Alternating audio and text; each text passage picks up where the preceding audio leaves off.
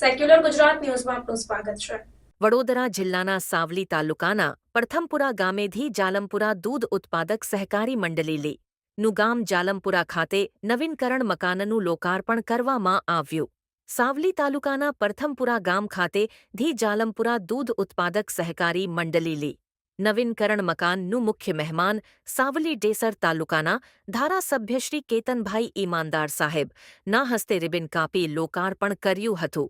જાલમપુરા ડેરીના પ્રમુખ શ્રી ભોઈ પ્રવીણભાઈ ચતુરભાઈ તથા મંત્રી શ્રી સોમાભાઈ પૂનમભાઈ તથા જિલ્લા પંચાયત સભ્ય શ્રી મૂલરાજસિંહ મહિડા સાવલી, તાલુકા પ્રમુખ શ્રી મહિપતસિંહ રાણા, બરોડા ડેરીના પ્રમુખ શ્રી રામસિંહ और પડથમપુરા ગામના સરપંચ श्री अनिलभाई रबारी तथा भोई गोरधनभाई और आजूबाजू गामना पधारेल मेहमानों और गामना नागरिकों वडीलो हाजर रहा हता।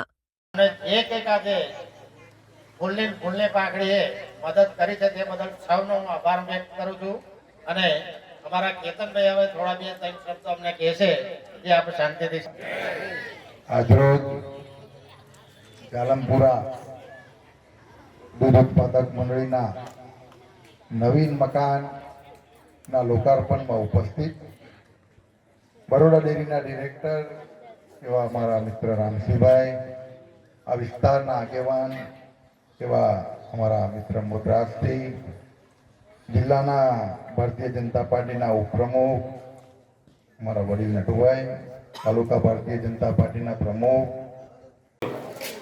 આજરોજ તારીખ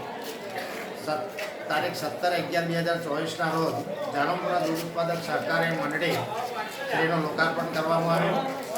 લગભગ અમારે ત્યાં 50 વર્ષ ઉપર પૂરા થયા, નવીન ડેરીનું કોઈ પણ જાતનું બાંધકામ થયેલું નહોતું, પણ સરસ રીતે આજે અમારા સાવલી તાલુકાના ધારાસભ્ય શ્રી કેતનભાઈના હાથે એમને લોકાર્પણ કરવામાં આવે અને સારામાં સારું જેને કહી શકાય એવું અહીંયા દૂધનું કલેક્શન બી કરવામાં આવે છે અને પ્રમુખ મંત્રી તરીકે સારી એવી સેવા પણ બજાવવામાં આવે છે। અમારા કમિટી મેમ્બરો પણ એટલા સારા છે કે કોઈ પણ જાતનું કાર્ય વગર વિઘ્ન વિરોધ સિવાય કરે છે અને તમામનો હું ખૂબ ખૂબ આભાર માનું છું। આ મંડળીને અમારા સરકારશ્રીની 5 લાખની સહાય વધતા કે 9 લાખ બીજા એમ કરીને 14,03,000 રૂપિયાની મદદ મળેલ છે અને એના અર્થે આજે આ નવીન મકાનનું ઉદ્ઘાટન થયેલ છે।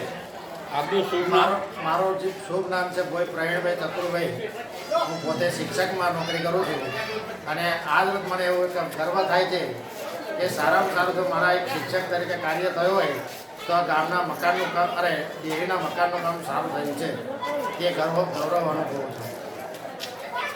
સમાચારોની અવનવી અપડેટ્સ માટે જોતા રહો સેક્યુલર ગુજરાત ન્યૂઝ।